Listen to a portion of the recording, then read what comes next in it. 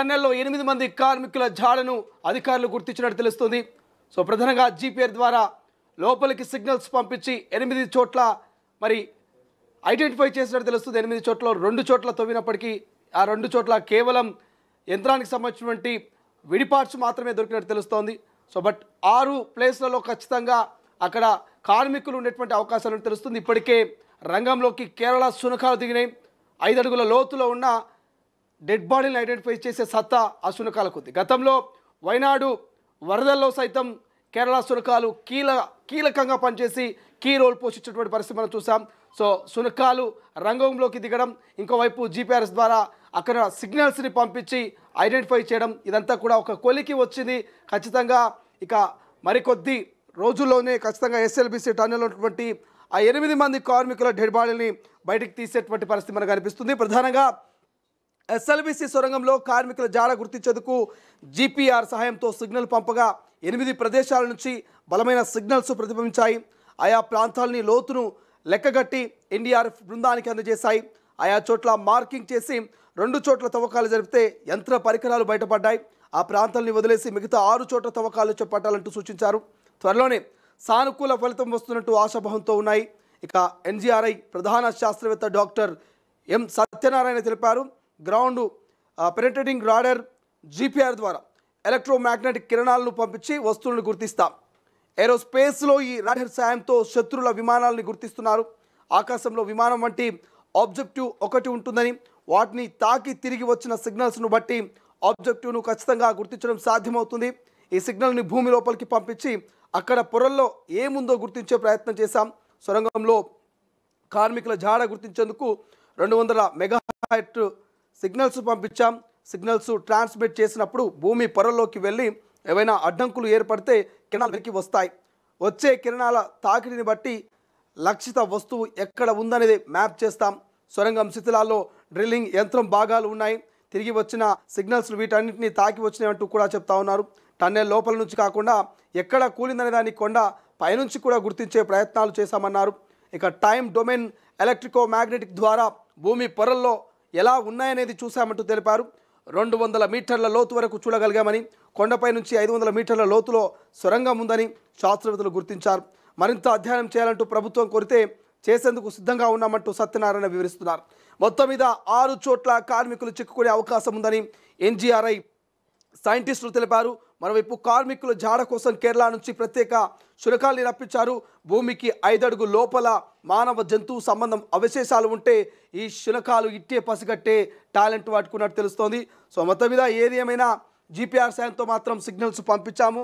ఖచ్చితంగా ఆ సిగ్నల్స్ ద్వారా మరి త్వరలోనే ఖచ్చితంగా అక్కడటువంటి డెడ్ బాడీలను మరి ఐడెంటిఫై చేసే అవకాశం ఉన్నట్టు తెలుస్తుంది. ఒక్కసారి అసలు ఎస్ఎల్బీసీ టన్నెల్లో ఏం జరుగుతుంది ఏంటనేది మనం ఒకసారి క్లియర్గా ఎక్స్ప్లెయిన్ కనుక చేసుకున్నట్టయితే, ప్రస్తుత పరిస్థితి గురించి మనం కనుక ఎక్స్ప్లెయిన్ చేసుకున్నట్టయితే, సో ఇది ఎస్ఎల్బీసీ టన్నెల్ అనుకుంటే, సో ఎస్ఎల్బీసీ టన్నెల్కి సంబంధించి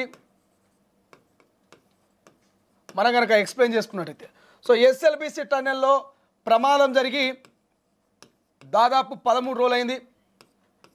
13 రోజుల నుంచి ప్రమాదం జరిగి 13 రోజులు ఉంది. ఈ 13 రోజులలో 12 రెస్క్యూ టీమ్స్ అన్ని కూడా కష్టపడతా ఉన్నాయి. సో ఈ రెస్క్యూ టీమ్స్ కష్టపడతా ఉంటే 12 రోజులుగా ఈ రెస్క్యూ టీమ్స్ కష్టపడతా ఉన్నాయి. సో ఇది ఇలా ఉంటే, సో టన్నెల్కి సంబంధించి ఒక్కసారి మనం కనుక ఎక్స్ప్లెయిన్ చేసుకున్నట్టు, ఇదంతా కూడా టన్నెల్ అనుకుంటే, టన్నెల్కి సంబంధించి మాట్లాడితే, సో ఏదైతే ఇక్కడ టన్నెల్కి సంబంధించి ఇక్కడ ప్రమాదం జరిగిందనుకుంటే 13వ కిలోమీటర్ దగ్గర మరి ప్రమాదం జరిగిందని మనం అనుకుంటే, ఈ ప్రమాదం జరిగినటువంటి ఇక్కడ ఏదైతే మట్టి ఇదంతా కూడా పైన ఉన్నటువంటి కొండల ద్వారా, పైన ఉన్నటువంటి గుట్టల ద్వారా ఏదైతే మట్టి ఇదంతా కూడా మరి ఇక్కడ స్వరంగ మార్గం ద్వారా ఇక్కడ టన్నెల్లో పోతూ ఉంటే ఇక్కడ పేరుకుపోయి ఇక్కడ పడిందో, సో ఇక్కడ ప్రధానంగా 6 జాగాల్ని ఐడెంటిఫై చేసిరట. సో ఈ 6 జాగాల్లో ప్రధానంగా ఈ 6 జాగాల్లోనే ఆ డెడ్ బాడీలు ఉన్నటువంటి అవకాశం ఉన్నట్టు అక్కడ అధికారులు చెప్తా ఉన్నారు. సో 13 కిలోమీటర్లో టన్నెల్లో జీపీఆర్ఎస్ ద్వారా కొంత మ్యాపింగ్ను ఐడెంటిఫై చేసినట్టు తెలుస్తుంది. ఇదొక లొకేషను, సో ఇదొక లొకేషను, ఇట్లా ఇదొక లొకేషను, ఇక్కడొక లొకేషను, ఇక్కడొక లొకేషను, ఇక్కడొక లొకేషను, ఇట్లా మొత్తము 8 లొకేషన్స్ ఐడెంటిఫై చేసిరు. సో 8లో ఒక ఈ రెండు లొకేషన్స్లో తవ్వకాలు చేపడితే ఇక్కడ ఏం లేదు, బోరింగ్ మిషన్కి సంబంధించినటువంటి విడి పార్ట్స్ మాత్రమే ఉన్నాయి. సో ఈ 2 1 2 3 4 5 6 7 8 సో ఇట్లా 8 జీపీఆర్ఎస్ ద్వారా సిగ్నల్స్ పంపించి 8 లొకేషన్లను ఐడెంటిఫై చేస్తే ఈ 8 లొకేషన్లలో సో ఈ 8 లొకేషన్లకు సంబంధించి మనం మాట్లాడుతూ ఉన్నాం కాబట్టి సో 1 2 3 4 5 6 7 8 ఈ 8 లొకేషన్లకు సంబంధించి మొదటగా ఒక 2 లొకేషన్లను ఐడెంటిఫై చేసిరట.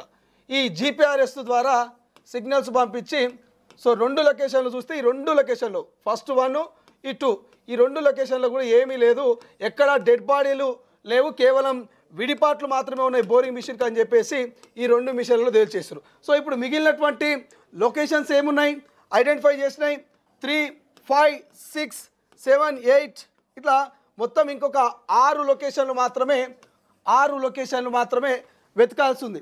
ఒకవేళ కార్మికుల డెడ్ బాడీలు 8 మంది కార్మికుల డెడ్ బాడీలు ఎక్కడ ఉండొచ్చాయి అంటే లొకేషన్ 4లో ఉండొచ్చు, 6లో ఉండొచ్చు, 7లో ఉండొచ్చు, 8లో ఉండొచ్చు, 5లో ఉండొచ్చు, 3లో ఉండొచ్చు. ఈ 6 లొకేషన్లో 8లో 2 అయిపోయినాయి, క్లియర్ అయిపోయింది. 8లో 2 లొకేషన్లో ఎక్కడ కూడా డెడ్ బాడీలు లేవు. ఇక మిగిలినటువంటి 6 లొకేషన్లలోనే 8 మంది కార్మికుల డెడ్ బాడీలు ఉండాలి. సో ఈ 8 మంది డెడ్ బాడీలు ఈ 6 లొకేషన్లో ఏ లొకేషన్లోనే ఒక క్లారిటీ లేదు. సో అది 3వ లొకేషన్లో ఉండొచ్చు, 4వ లొకేషన్లో ఉండొచ్చు, 5వ లొకేషన్లో ఉండొచ్చు. ఇట్లా వరుసగా సో జీపీఆర్ఎస్ ద్వారా తనిఖీ చేస్తూ అక్కడ ఉన్నటువంటి మట్టిని వాటిని కూడా తీస్తూ ఆ లొకేషన్లో నిజంగానే డెడ్ బాడీలు ఉన్నాయా లేవా అని ఇక్కడ చెక్ చేస్తున్నటువంటి పరిస్థితి. ఈ లొకేషన్లు గుర్తించింది కాబట్టి ఈ లొకేషన్లోనే ఖచ్చితంగా ఉండేటువంటి అవకాశం మనకు కనిపిస్తోంది. సో ఇంకొకటి ఆప్షన్ 2 ఏముంది అంటే 12 రెస్క్యూ టీంలతో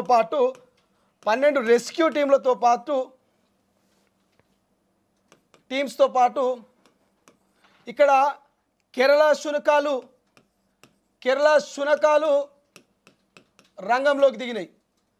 సో ఈ కేరళ శునకాలు ఆషామాషి శునకాలు కావు. ఈ కేరళ శునకాలు ఈ కుక్కలు ఏవైతున్నాయో ఈ కుక్కలు నార్మల్ కుక్కలు కాదు. వయనాడులో వరదలు వచ్చి వయనాడులో మొత్తం అక్కడటువంటి కేరళ ప్రజలంతా ఆగమవుతూ ఉంటే ఆ వయనాడులో కొట్టుకుపోతూ ఉంటే ఎక్కడికక్కడ మట్టి పేరుకుంటే వయనాడులో 5 అడుగుల లోపల డెడ్ బాడీలు ఉన్న ఐడెంటిఫై చేసేటువంటి సత్తా, ఆ రకమైనటువంటి నైపుణ్యము, ఆ రకమైనటువంటి శిక్షణ పొందినటువంటి ఈ కేరళ శునకాలని కూడా టన్నెల్ లోపలికి దించుతూ ఉన్నారు. అవి టన్నెల్ లోపలికి 13-14 కిలోమీటర్ల లోపలికి పోయి ఆ కుక్కలు వాసన ద్వారా పసిగట్టి ఎన్ని అడుగుల మేరకు మరి మట్టి కూరుకుపోయింది, ఎన్ని అడుగుల లోపల ఈ 8 మంది కార్మికుల డెడ్ బాడీలు ఉన్నాయనేది ఈ కేరళ శునకాలు త్వరలోనే ఐడెంటిఫై చేసేటువంటి పరిస్థితి మనకు కనిపిస్తుంది. ఒకవేళ కేరళ శునకాలు ఫెయిల్ అయినా నెంబర్ 1 12 రెస్క్యూ టీంలు కష్టపడుతున్నాయి 13 రోజులుగా, ఓకే. నెంబర్ 2 కేరళ శునకాలు వచ్చినాయి. మరి number 3 robots. Number 3 option robots ఉన్నాయి. రోబోస్ను ఖచ్చితంగా ప్రభుత్వం చెప్పింది, ముఖ్యమంత్రి చెప్పిండు ఈ రోబోస్ను మీరు వాడుకోవచ్చు. రోబోస్ ద్వారా మీరు ఎట్టి పరిస్థితుల్లోనూ కూడా ఆ 8 మంది కార్మికుల జాడను కనిపెట్టాల్సిందంటూ ముఖ్యమంత్రి చెప్పింది. కాబట్టి సో ఆప్షన్ 3 రోబోస్ ఉన్నాయి. కాబట్టి మరి రోబోస్ని రాష్ట్ర ప్రభుత్వము రెస్క్యూ టీమ్స్ ఎట్లా వాడుకుంటే చూడాల్సిన అవసరం ఉంది. సో చివరి ప్రయత్నం ఈ రోబోస్ తోటి చేసే అవకాశం ఉంది. రోబోస్ సంబంధించినటువంటి కంపెనీలు ఇప్పటికే పోయినాయి, అక్కడ అధ్యయనం చేస్తున్నాయి, సాధ్యాసాధ్యాల మీద ఒక అంచనాకు వచ్చినాయి. రోబోస్ని లోపలికి పంపిస్తే ఆ 8 డెడ్ బాడీలని బయటికి తీసుకొస్తాయా, ఐడెంటిఫై చేస్తాయా, ఆ మట్టిని, ఊటని, నీటిని ఎంతవరకు ఈ రోబోస్ టెక్నికల్గా ఎదుర్కొంటాయి. రోబోస్ అంటే ఆషామాషి విషయం కాదు. లోపలికి పోతే వాటికి సిగ్నల్స్ లేకపోతే వాటి మానిటరింగో అంతా కూడా పాసిబుల్ ఉండాలి. మనుషులు అంటే మన మైండ్ మన కంట్రోల్లో ఉంటుంది కాబట్టి ఉండాలన్నా బయటికి ఉరికి రావాలన్నా, మట్టిని తీయాలన్నా, నీళ్ళను తోడేయాలన్నా అనేది మన మీద డిపెండ్ ఉంటుంది. బట్ రోబోస్ అట్లా కాదు.